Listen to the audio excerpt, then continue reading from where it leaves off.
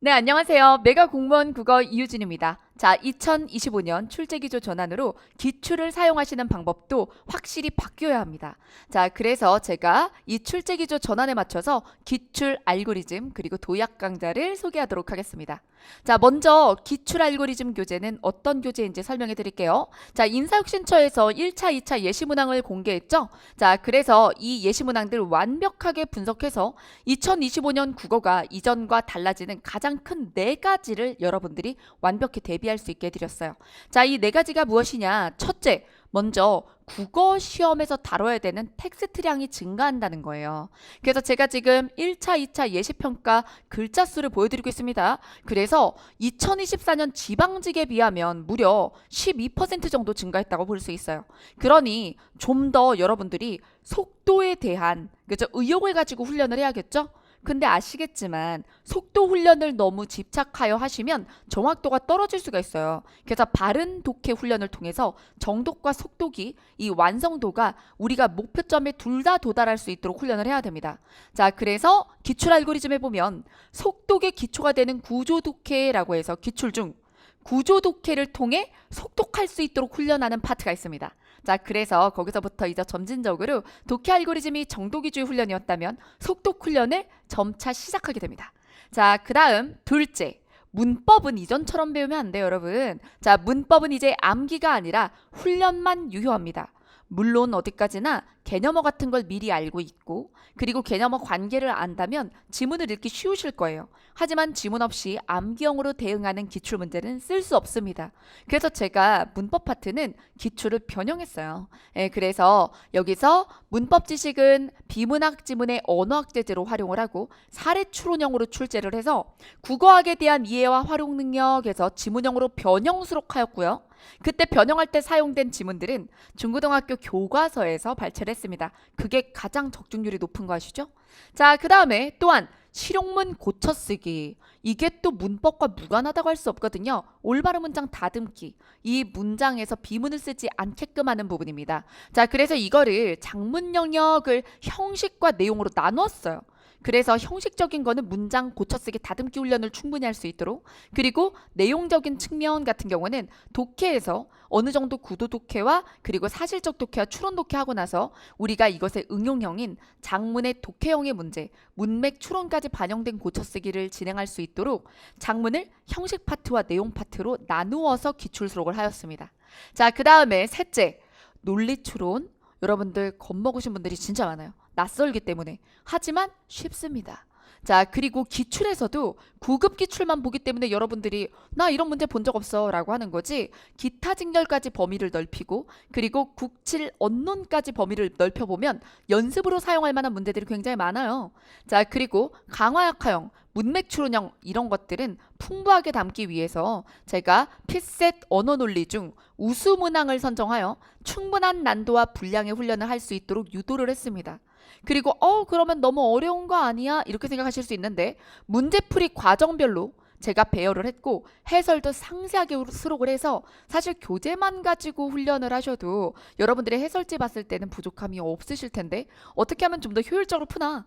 그런 거는 저랑 같이 수업을 들으면서 하시면 좀 더 효율적이겠죠.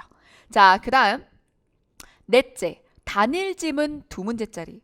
자, 그래서 세트형이라고 하죠. 세트형이 출제되고요. 문학은 기존 출제 방식과 완전히 다르게 문학 관련 지문 제재로 출제가 됩니다. 그래서 우리가 알던 방식의 문학 출제 없고 한자 성어 표기형 없고 그리고 비문학 독해 지문으로 문학 관련 소재 차용되고 어휘로서 한자어는 없지만 우리가 독해 지문에서 맥락 추론형의 한자어의 의미는 나올 수 있기 때문에 그래서 그런 것들을 골고루 자, 그래서 목차 중에 문제 해결 능력 쪽에서 문학 관련 소재 그리고 세트형 그리고 어휘 추론 이런 것들을 본격적으로 훈련할 수 있도록 하였습니다. 자, 그래서 이렇게 한 권의 기출 알고리즘으로 전체 영역을 훈련할 수 있으면서 그거 기출만으로 될까 싶죠? 이게 기출만으로 내가 체화가 잘 된 건지 안 된 건지 너무 불안하잖아요. 그래서 제가 여기에 도약, 약점 도약이라는 특강을 연결시켰습니다. 그래서 여러분들이 기출 알고리즘에서는 기존의 기출 중에 유의미한 기출을 선별했고 그리고 출제 기조에 맞게 일부는 변형했으며 그리고 신유형을 대비해서 타 직렬 그리고 타 시험에 있는 문제까지 동원을 한 거예요. 자, 근데 이제 요거 진도 나갈 때 8패턴이거든요. 그러면 8주, 8주로 제가 구성을 한 거예요. 그럼 패턴별로 진단평가가 들어가 있을 거예요. 기출 알고리즘을 수행해. 자, 풀고 수업 듣고 그 다음에 이것에 대해서 제대로 내가 수행을 했는지 진단평가를 봐요. 그래서 패턴별 정복 테스트 정복했는가? 그래서 주차별로 8번의 시험을 시행하고 그리고 주차별 진도 내용을 테스트하는 것이며 패스 점수를 설정해 드릴 거예요. 몇 점 이상이면 패스입니다. 그러면 도약을 안 들으셔도 돼요. 그 패턴은. 자, 근데 이 부분은 몇 점 미만이시면 도약에서 이 부분 들으세요. 이렇게 알려드릴 거예요. 자, 그래서 여기서 패스를 못했다. 그러면 도약이 매주 2강씩 추가가 되는 겁니다. 자, 그래서 8주 2강씩이면 2, 8에 16. 16강이죠. 기출 알고리즘은 30강입니다. 근데 여러분들이 패턴별 이 테스트를 계속 정복 테스트에서 이제 계속 통과를 못하시면 16강이 추가가 되는 거고요. 그리고 이거 할 때마다 패스 계속 패턴 1 하고 정복 테스트 패스 그럼 기분 좋잖아. 그렇죠? 그러면 도약 안 하셔도 되는 거예요. 그래서 도약도 약점만 이렇게 슉슉 이렇게 주워서 드실 수 있도록 이렇게 조립형으로 형성을 해둔 거죠. 그래서 여러분들이 기출 알고리즘만 하셔도 돼요. 하지만 내가 이게 제대로 유형 정복이 되고 있는지 궁금하다면 도약으로 진단평가 도약으로 케어하시면 완벽하겠습니다.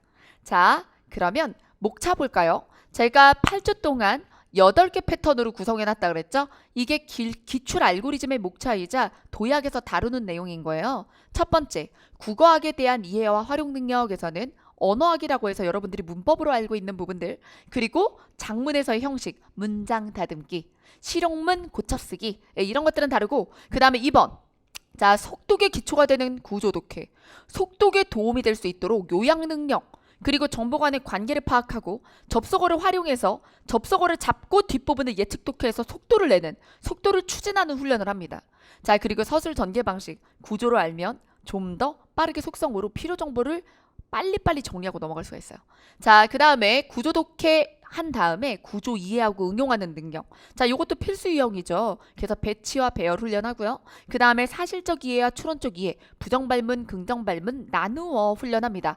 여기에 내용 일치 부분부터 시작해서 일반 추론, 그리고 일반 추론 속에 대우라든가 이런 것들 정도를 라이트하게 사용하는 것들까지 두루 담습니다.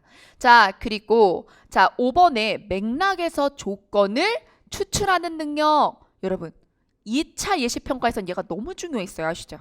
그래서 문맥 추론이 필요한 문제가 굉장히 많이 나왔었잖아요. 그래서 어휘 추론, 문맥 추론, 빈칸 추론, 사리 추론 이 부분이 들어가 있고요. 그 다음에 6패턴에서 말과 글을 활용하여 실용적인 의사소통을 한다. 화법과 장문 중 내용이 들어갑니다. 여기서 문맥 추론이 또 누적 활용되게 되어 있어요. 문맥에 맞지 않는 말 고쳐쓰기가 들어가니까요. 그래서 여러분, 이 목차가 독해 발달 순서에 따라서 굉장히 과학적으로 짜인 거예요. 앞부분을 순차적으로 패스하시면서 뒤를 나가시면 뒷부분에서 정답률이 더 오릅니다. 그냥 멋모르고 풀 때랑 달라지죠. 자, 그 다음 논리에 대한 이해와 적용해서 여기 이 일반 추론에서도 우리가 간단한 대우 적용 정도는 하겠지만 여기서는 본격적으로 이제 식을 세워서 기호화해서 푼다거나 강화 약화를 해야 된다든가 이런 부분들이 들어가게 되는 거죠. 그래서 논리와 비판 추론 부분에서 여러분들이 이제 신유형이다라고 해서 어렵게 느끼는 명제 논리와 그리고 강화 약화형에 대한 충분한 훈련을 하게 됩니다. 이 부분에 그래서 필셋 언론 문제가 제일 많이 추가되어 있어요. 자, 그 다음 문제 해결 능력에서 문학 제재로 추론하는 능력, 세트 문항 이런 것들을 다루게 되죠.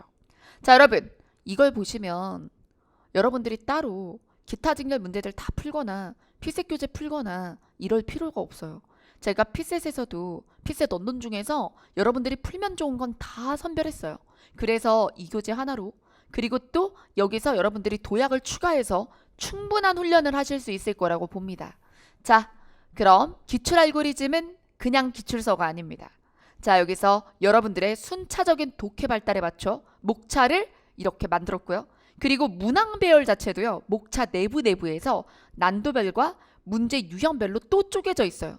자, 그래서 그 흐름대로 쭉 문제를 푸시면 여러분들이 자연스레 가장 효율적으로 독해 완성도가 높아지면서 논리추론까지, 비판추론까지 정복하실 수 있도록 그렇게 형성이 되어 있습니다.